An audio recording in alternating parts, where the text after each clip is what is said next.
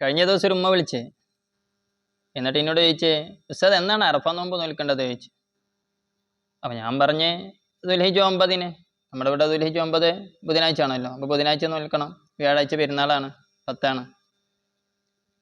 അപ്പോൾ അറഫയിലെ ഹാജിമാരൊക്കെ ഒരുമിച്ച് കൂടുന്ന സമയത്തല്ലേ നോൽക്കേണ്ടത് എന്നതാണ് ഉമ്മാൻ്റെ ചോദ്യം. അങ്ങനെയല്ല, അറഫയിലെ ഹാജിമാർ ഒരുമിച്ച് കൂടുന്ന സമയത്ത് നോമ്പ് നോൽക്കുക, അവരുടെ ആ രൂപത്തിൽ ഐക്യപ്പെടുക എന്നതാണ് അറഫ നോമ്പിൻ്റെ കാഴ്ചപ്പാടെങ്കിൽ അത് ഇസ്ലാം വിമർശിക്കപ്പെടാൻ കാരണമാകുകയുള്ളൂ. കാരണം എന്താ, അറഫയിലെ ഹാജിമാർ നിൽക്കുന്ന സമയത്ത് അമേരിക്ക പോലെയുള്ള നാടുകളിൽ രാത്രിയായിരിക്കും. അപ്പോൾ അവർ രാത്രി നോൻപൊലിക്കൽ നടക്കും. ഭൂമിയുടെ ഓപ്പോസിറ്റിൽ അന്ന് രാത്രിയല്ലേ ആ സമയത്ത്. ഇവിടെ പകലാകുമ്പോൾ ഇതിൻ്റെ നേരെ ഓപ്പോസിറ്റിൽ രാത്രിയാണ്.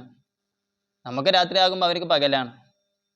അപ്പോൾ അറഫയിലെ ഹാജിമാർ ഒരുമിച്ച് കൂടുന്ന സമയത്ത് നോമ്പുകാരായിരിക്കുക എന്നുള്ളതല്ല, പിന്നെ അതാത് നാടുകളിലെ ദുൽഹിജ്ജ് 9 എന്നാണോ അന്ന് ആ നാട്ടിലുള്ള ആളുകളെ നോമ്പ് നോൽക്കാന്നാണ്. അപ്പം നമ്മുടെ ഇവിടെ ഇങ്ങനെ എന്നായിരിക്കും, നമ്മുടെ ഇവിടെ എന്നാണോ ദുൽഹിജ്ജ് 9 അന്നായിരിക്കും.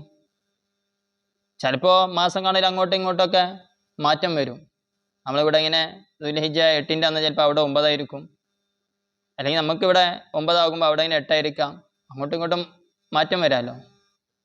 അപ്പം അങ്ങനെ മാറ്റം വരുന്നതിനനുസരിച്ച് നാടുകളിലെ ദുൽഹിജ്ജ് 9 അറഫയുടെ നോമ്പ് മാറ്റം വരും. അറഫയുടെ നോമ്പ് എന്ന ആ പേരിൽ അറിയപ്പെടുന്നത് ദുൽഹിജ്ജ് 9 നോമ്പ് എന്നാണ്. അപ്പം അതാത് നാടുകളിൽ എന്നാണോ അന്നാണ് നോമ്പ് അനുഷ്ഠിക്കേണ്ടത് എന്ന്.